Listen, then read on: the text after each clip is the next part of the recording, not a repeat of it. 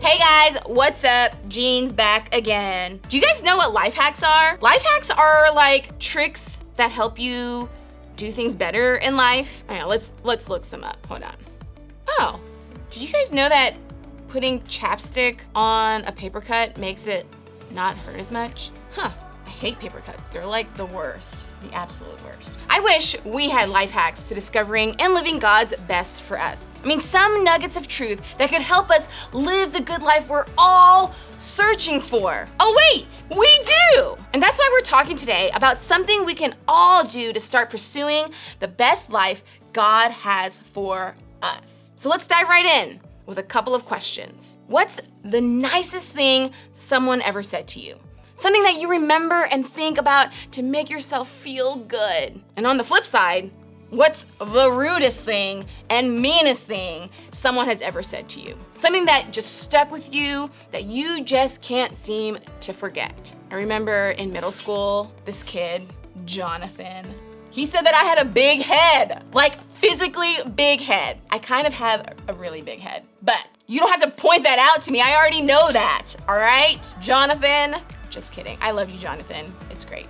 But he really did say that I had a big head and it hurt my feelings. And maybe you've experienced something similar to that before. If you have, then you don't need me to tell you that words have so much power. And the way we use them can have a huge impact on our relationships. Now, did you know that different studies have shown that the average person says anywhere from 7,000 to 20,000 words a day? Some of us may fall way under that word limit, and others of us probably go way beyond 20,000 words a day. Like me, I talk a lot. Either way, that's a lot of words spoken out loud each day. My guess would be that we don't always think about all 7,000 words or more before we actually say them. Wow, I actually sounded like really smart. Stay in school, guys. Those statistics, those numbers, guys, just right in my head. Because here's the truth. While it's easy to recognize the impact of others' words on us, we don't often think about the impact our own words can have on others. I mean, imagine what it would be like to hear all 7,000 plus of your words each day. If someone recorded all the things you said, would you be okay if they played them back for you in front of everyone right now? I sure wouldn't. Guys, I have literally eaten a whole box of Gushers by myself in one sitting. Not even like spread out over time. Like, I just sat there and ate them all. When it comes to our words, we're all guilty of not paying attention to the way they might impact others. We don't always use our words as if they have power. I mean, maybe you talk differently about certain people than you talk to them. You're okay gossiping with your friends about someone, but when that person walks in the room, you change your words completely. Ooh. Or maybe you like to make rude jokes about someone on your team or make fun of someone in your class. Will you wait until there aren't any teachers or parents or coaches around to hear you do it? Maybe you've mastered the art of saying what you don't mean or meaning what you don't say. The words that come out of your mouth may say one thing, but your tone says something completely different. Maybe you take an impatient tone with your siblings, or a sarcastic tone with your teacher, or even an arrogant tone with your friends. And while you didn't actually say anything wrong, your tone is telling everyone what you really think. Oh yeah, that looks awesome. I love that. I know you guys do that. Or maybe your trouble with words starts when there's an argument or fight. Different people respond differently to conflict, right? I mean, some people yell. Bah! Some people get quiet. Some people get defensive. Some shift the blame to others. Some start forming teams, and others just want to run away completely. No matter which category we fall into, we can all probably admit that we often use our words in ways that aren't great. We don't always consider the impact of our words on others. So the question is this: how do we change that? What's the right way to use our words? How do we get control of our words before they come out of our mouths? How do we consider the way our words might affect someone else? How do we avoid saying something that we're going to wish we could take back? Thankfully, the Bible talks a lot about our words. And today we're gonna look at a verse in the book of Proverbs that I think will help us filter our words in the right way. The book of Proverbs is a collection of wise sayings, mostly from a guy named King Solomon, who was known to be the wisest man in history. A lot of King Solomon's wisdom was collected over the years to pass down to the next generations. And that's us. So when talking about our words, here's what he wrote. A gentle answer turns away wrath, but a harsh word stirs up anger. The second half of this verse doesn't come as much of a surprise, right? When something goes wrong in a friendship, or we get in a fight with our parents, or a teacher gives us a grade we don't like, or sibling breaks something in our room, how do we usually respond? With harsh words, right? When that happens, the situation definitely doesn't get any better. It just gets worse. You see, our words are kind of like tools, and we can choose what tool we want to use when it comes to talking to or about others. Now, as Solomon said, harsh words stir up more things like anger, frustration, and tension. You return an insult with an even better insult. You return a rude comment with a ruder comment. You return a small rumor with a bigger rumor. When we respond harshly, the conflict only gets more intense. That's because your words can create a reaction. When we respond harshly, it's like we're using a sledgehammer.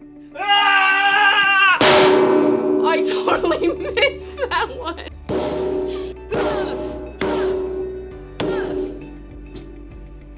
Using a sledgehammer with our words can be explosive. I mean, it's chaotic. It can cause destruction, and it definitely doesn't make things any better, does it? I mean, try eating this cantaloupe. Try it. It's all over the place. What am I supposed to do with this? Now my hands are a mess. But Solomon said there's another option, a better way to use our words. Let's look back one more time at that first part of the verse. It says, a gentle answer turns away wrath.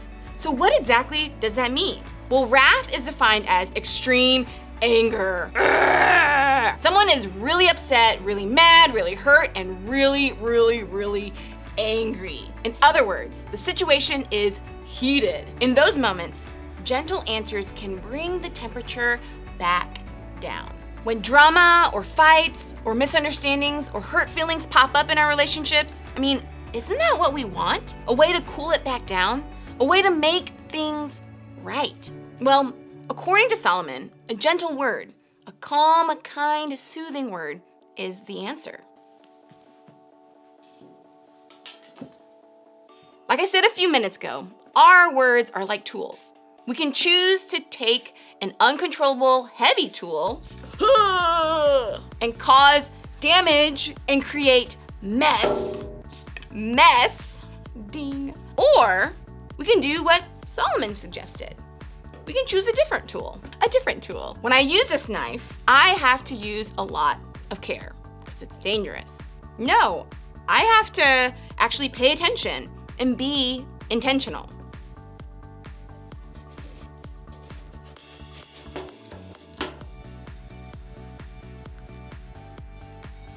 My movements, they're controlled, predictable, and unlike the sledgehammer, the knife doesn't leave a bunch of destruction and mess behind and creates a calm, precise result. And look how easy it is to eat. Now I know it's a lot of fun to destroy a cantaloupe, but in real life, I would much rather eat a nicely sliced cantaloupe than a big pile of mushy, messy stuff. And the same is true with our words. I'd much rather speak gentle, calming words to the people around me than messy, destructive, hurtful words. Now, maybe you're thinking, but what about the person who hurt me? Maybe they deserve a harsh word. Listen, I get it. Sometimes we want to stir up anger. We want to hurt the person who hurt us because that puts us back in control again. But the truth is, it only feels like we're in control. When we choose to respond in anger, we're really giving that person control. We're allowing what they said to us control how we respond to them. Harsh words may feel like they help you gain power in that moment, but there's actually more power in a gentle response. A gentle word changes the situation. It helps you take control and become the one who influences the remainder of the conversation and the future of the relationship. Choosing a gentle response helps keep the relationship alive, and that's pretty powerful. Like Solomon said, if you want the good life, you have to choose gentle words. If you want the best relationship with others, one of the best things you can do is choose your words wisely. You have to choose the right tool. Maybe not the sledgehammer. That sounds great, but how are we supposed to do that? In the middle of an argument or right after someone says something hurtful, how are we supposed to choose gentle words? It's a lot easier said than done. And believe me, I feel the exact same way. But if we want to live the good life, the kind of life God has for us, I think we have to start trying to change the way we use our words. So here are a few helpful ideas that can guide us when it comes to our words. First, hit pause. Sometimes when you're hurt or angry, the best thing you can do is nothing at all. In the moment, try not to do anything. Pause for a few moments, or minutes, or hours. You might even need to walk away. And sometimes getting away or taking a deep breath can help you think more clearly as you decide how you'll respond. A pause is a great start to making sure you choose your words wisely. Second, say, I think and I feel. These are great phrases to help you talk about how you feel without making the situation worse. Saying, I think that thing you said was kind of mean feels better than saying, you're mean, doesn't it? I mean, responding with, I feel hurt that you asked him to be your lab partner when you knew I liked him is more helpful than responding with, you're a jerk, right? These are great responses to help you remember to choose gentleness as you express yourself. Next, name what's bothering you. What's the emotion you feel? Do you feel hurt, jealous, embarrassed, afraid, insecure, sad, or disappointed? When you name it, you can better communicate it. One of the best ways to figure out how to name what you're feeling is to talk to someone who is older and wiser about it. Your small group leader might be a great sounding board the next time you find yourself upset and not sure what you're feeling. And last, stop the back and forth. When you find yourself trading harsh words back and forth with someone, just stop. Choose to end that cycle. Be the person who changes the way things like conflict look in your relationships now.